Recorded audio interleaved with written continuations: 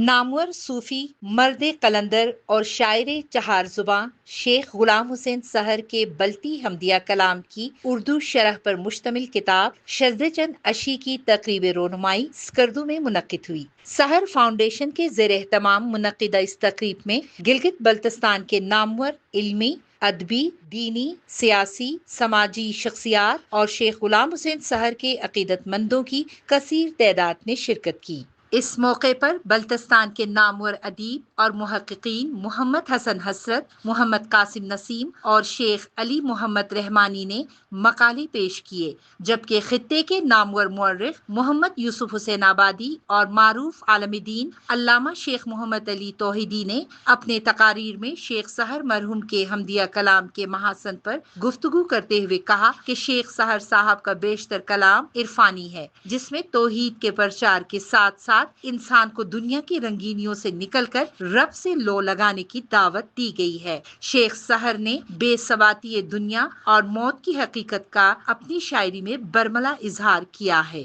کتاب کے شارح وزیر فدا حسین مایا نے بلتی کلام کے اردو ترجمہ و تشریح سے لے کر اس کی اشاعت تک کے مراحل میں کی گئی کوششوں پر تفصیل کے ساتھ روشنی ڈالی۔ محفل میں بلتستان کے نامور منقبت خانوں صداقت شگری، کاچو عباس، ڈاکٹر عابد، محمد ہادی، قیصر آخندزادہ، معراج ناصر اور دیگر ثنا خوانوں نے شیخ سحر کا حمدیہ کلام خوش الحانی سے پیش کر کے سامعین سے خوب داد حاصل کی۔ اس موقع پر ادارہ نشر و اشاعت ادبی بورڈ شگر کے صدر فدا حسین فدا صاحب نے وزیر فدا حسین مایا صاحب کو شیلڈ بھی پیش کیے۔ ذوالفقار علی نے خوبصورت لب و لہجے کے ساتھ اس بابرکت محفل کی نظامت کے فرائض انجام دیے، جبکہ تقریب کے میزبان توصیف احمد نے مہمانوں کا شکریہ ادا کیا اور شیخ سحر کے پیغام کو عام کرنے کے لیے مستقبل میں بھی جدوجہد جاری رکھنے کے عزم کا اظہار کیا۔ کوثر پروین، سیاچن ٹائمز، اسکردو۔